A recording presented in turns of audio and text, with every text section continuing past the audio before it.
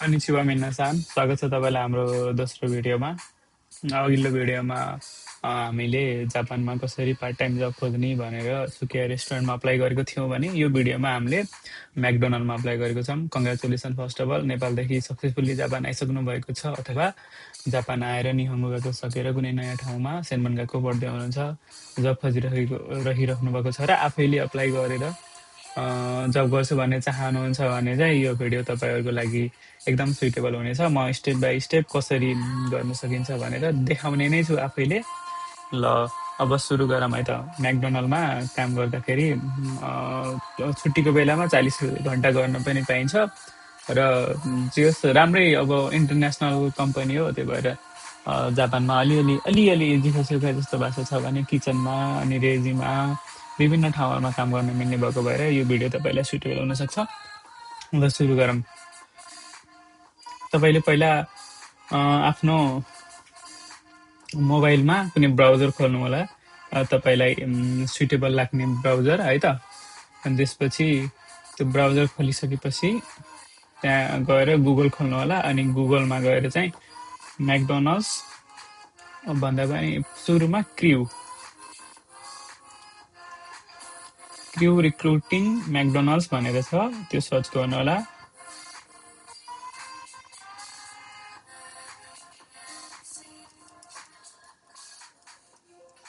तपाईँसँगै गर्नेछु सँगसँगै, सो सँगसँगै गर्नुपर्छ। ल सबै सँगै गर्नु है त।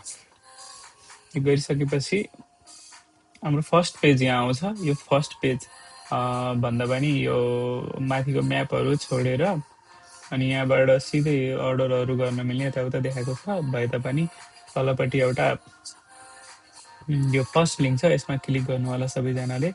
क्लिक गरिसकेपछि यो म्याकडोनल्ड्सको पार्ट टाइमको बारेमा हजुरलाई भन्ने पेज आउँछ है त, के हुन्छ भनेर सर एकचोटि पढ्नु होला आफैले पनि।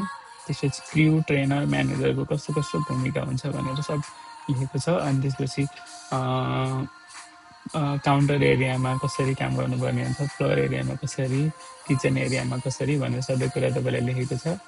त्यो सबै हेर्नु होला। डेलिभरीहरूको लागि पनि अनि लिडरहरूको कुराहरू, क्याफेहरू सबैतिर छ। अनि त्यसपछि यहाँ पुगिसकेपछि यहाँबाट चाहिँ वेबबाट अप्लाई गर्ने भनेर एउटा बटन छ, यसमा क्लिक गर्नु होला सबैजनाले। आई होप म सँगसँगै सबैजना यहाँ पुग्नु भएको छ र हामी सँगै गरिरहेका छौँ भन्ने मैले सोचिरहेको छु।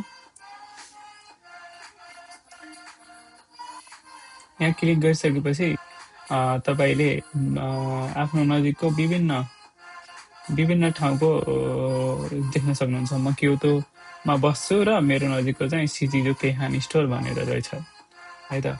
त्यसपछि नजिकको JR Kyoto station, Kyoto Avanti store, यो म्याकडोनल्ड भएको ठाउँ हो है त। अनि Kyoto station Karasuma exit store भनेर छ, कारासुमा गोजु स्टोर भनेर छ। अनि यहाँ तलपट्टि एउटा फिल्टर छ, तपाईँले कुन टाइमको मर्निङ म्याक गर्न खोज्नुभयो कि 24 आवर म्याक गर्न खोज्नुभयो कि। कुनै म्याकहरू 10-11 बजे बन्द हुन्छन्, कुनै 24 आवर खोज्छन्। टुरिस्ट एरियामा भएको म्याकहरू चाहिँ प्रायःले 24 आवर खुल्ने गर्छन्। सो तपाईँले नाइट क्याम्प खोजिराख्नु भएको छ भने तपाईँलाई यो सुइटेबल हुन्छ। सो म 24 आवरमा चाहिँ फिल्टर लगाउँछु है त। 24 आवर फिल्टर लगाइसकेपछि यिनी म्याकहरू चाहिँ सिजिजो केहान स्टोरको म्याक पनि 24 आवर चल्दो रहेछ। अनि सिजो ओहासी स्टोर पनि 24 आवर चल्दो रहेछ। सिजो कावारामाची स्टोर पनि 24 आवर चल्दो रहेछ। ताकेदा काइको स्टोर पनि 24 आवर चल्दो रहेछ। एकचोटि राम्रोसँग हेर्नु होला। अनि यिनीहरूको फेयर चाहिँ घन्टाको सबैको 1122 छ। अनि तपाईँको 10 बजेपछि चाहिँ 25% बढेर आउँछ है त, 10 बजेदेखि बिहान 5 बजीसम्म। सो अब मेरो नजिकको सिचिजो केहान स्टोर रहेछ, म चाहिँ त्यहाँ अप्लाई गर्छु है त तपाईँ सँगसँगै। तपाईँलाई गरेर देखाउँछु है त। यहाँ गइसकेपछि तपाईँले यहाँ नाम हान्ने ठाउँ आउँछ।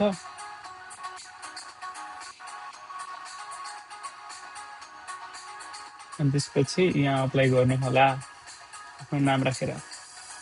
मेरो नाम गैरेजी भएको कारणले म गैरेजी नै राख्छु। अनि तपाईँको जेन्डर चुज गर्नु होला। अनि डेट अफ बर्थमा मेरो 2006 भएको कारणले म 13 कपी गर्छु। अनि यहाँ तपाईँको फोन नम्बर आफ्नो फोन नम्बर राख्नु होला 08021152184 अनि यहाँ तपाईँको इमेल एड्रेस खासमा म्याकमा त फोनै आउने गर्छ इन्टरभ्यूको लागि त्यही पनि कहिलेकाहीँ इमेल नै आउन सक्छ सो इमेल पनि राख्नु होला है त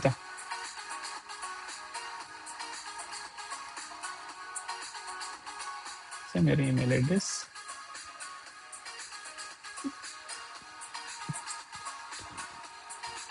इमेल एड्रेस हालिसकेपछि तल इन्टरभ्यू दिन आउन कहिले भ्याउँछस् भनेर भनेको हुन्छ त्यो चाहिँ 4 महिनाको 20बाट सुरु रहेछ आज कति तारिक हो भन्दाखेरि 19 हो भोलिबाट म इन्टरभ्यू दिनलाई भ्याउँछु भनेपछि भोलिको एउटा अहिले इन्टरभ्यूको लागि चाहिँ 2टा स्लट राख्न मिल्छ मैले चाहिँ एउटा 10 बिहान 10 बजे 20 तारिकको बिहान 10 बजेदेखि 10:30 को स्लट राख्छु होइन अनि त्यसपछि साँझको फेरि दिउँसो स्कुल छ नि त साँझको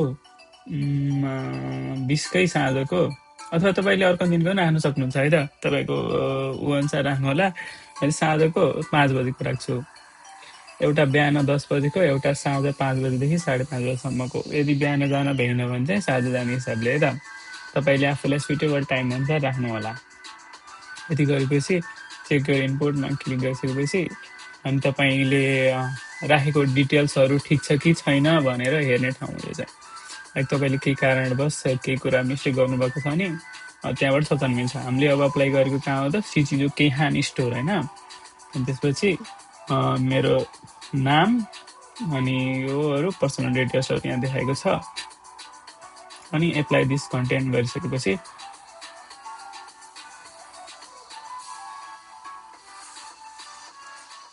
अब अप्लाई भइसकेको छ तपाईँले जिमेल चेक गर्नुभयो भने जिमेल आइसकेको पनि होला अप्लाई भयो भनेर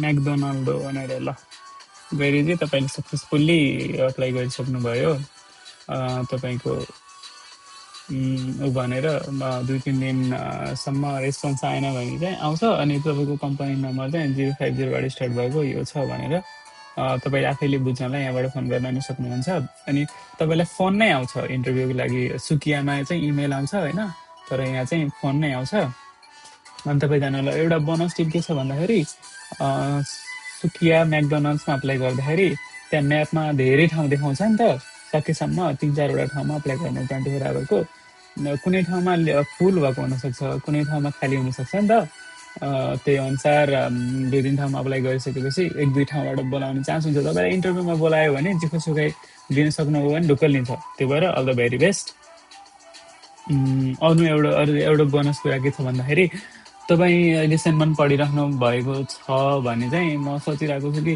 अब जापानमा जब पाउनलाई गाह्रो छ नि त होइन अब म एआईबाट ग्रेजुएट स्टुडेन्ट हो भने मलाई थाहा छ 2टा कुराहरू कसरी अप्लाई गर्ने भनेर रिस्क्यु कसरी बनाउने भनेर मेन कुरा अब तपाईँ वर्किङ लाउन थालिसकेपछि रिस्क्यु पनि बनाउनुपर्छ लाग्नुपर्छ एक तपाईँ कति धेरै स्कुलमा त सेन्मनमा अथवा अरू स्कुलमा गएकोले नै सिर्फाइ गरिदिने अनि जब लगाइदिने चलन हुन्छ तर आफूलाई अर्कै ठाउँमा जान मन हुन्छ नि त त्यस्तो हुनुहुन्छ भने चाहिँ म तपाईँलाई आफ्नो तपाईँको डिटेल्स राखेर एउटा रिजिस्टर बनाउन सिकाउँछु लास्टमा भनेको कुरा है यो अब अप्लाई चाहिँ सकिसक्यो तपाईँलाई फोन आउँछ अनि त्यसपछि चाहिँ अनि विभिन्न पोर्टलहरू छन् जापानमा जब खोज्ने तपाईँलाई सुइटेबल पोर्टल तपाईँको डिटेल्सहरू राखेर तपाईँको सिबी बनाइसकेपछि अपलोड गरेर तपाईँको सुइटेबल जबहरू कसरी खोज्ने भनेर त भिडियो पनि आगामी दिनमा ल्याउनेछु सो स्टे ट्युन्ड होइन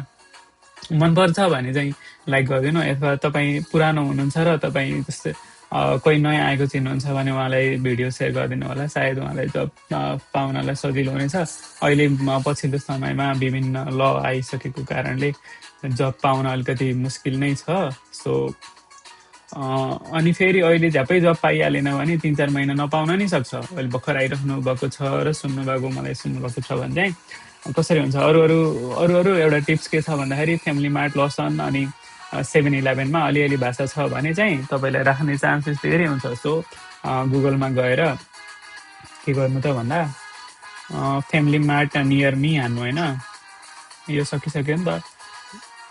फ्यामिली मार्ट नियर मी हान्नु है।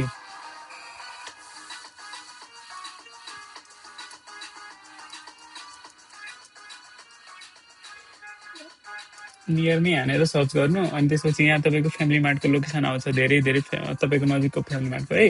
अनि त्यसपछि तपाईँले कतै सुन्नुभएको छ यहाँ ठाउँ छ भने डाइरेक्ट त्यहीँ फोन गर्दा हुन्छ। फ्यामिली मार्ट लस अन्त उसमा चाहिँ सेउखाई चल्छ, सेन्पाईहरूको सेउखाई। अनि त्यसपछि कसैले छैन ठाउँ खाली छ भने चाहिँ तपाईँले फोन गरेर सिधै बुझ्नु नै छ, म यहाँ आरुबाइतो गर्न चाहन्छु कुनै ठाउँ छ भने भनेर। अनि त्यसपछि उसलाई तेन्चो साँचो अथवा अनरले फोन उठाएर तपाईँलाई हुन्छ यस दिन आइज न त भन्छ। अनि चाहिँ एउटा सिभी लिएर जानु है, कन्भेनीमै एउटा सिभी पाउँछ एउटा पेपरमा, तपाईँको नाम अनि बर्थ डेट हो, अनि तपाईँको स्कुलको बारेमा लेख्ने कुराहरू त्यो चाहिँ किनेर लैजानु। अनि त्यसपछि अल द भेरी बेस्ट। अरू केही जान्न मन छ भने प्लिज कमेन्ट है। तपाईँलाई सब्सक्राइब गर्नु लाइक गर्नु भन्नु म भन्दैन, तपाईँलाई मनपर्छ भने गर्नु, होइन भने इट्स ओके। बाँकी कुरा अब के को बारेमा बनाउनु मन छ, मलाई यस्तो उस्तो भन्दाखेरि पनि म धेरै राम्रोसँग त बोल्न जान्दिनँ, तर मलाई थाहा भएको कुरा चाहिँ सेयर गर्नु मन छ नि त, त्यो भएको बारेमा भिडियो बनाउँछु। ल धन्यवाद यहाँसम्म सुनिदिनु भएकोमा। यदि सुन्नुभयो भने थ्याङ्क यू सो मच।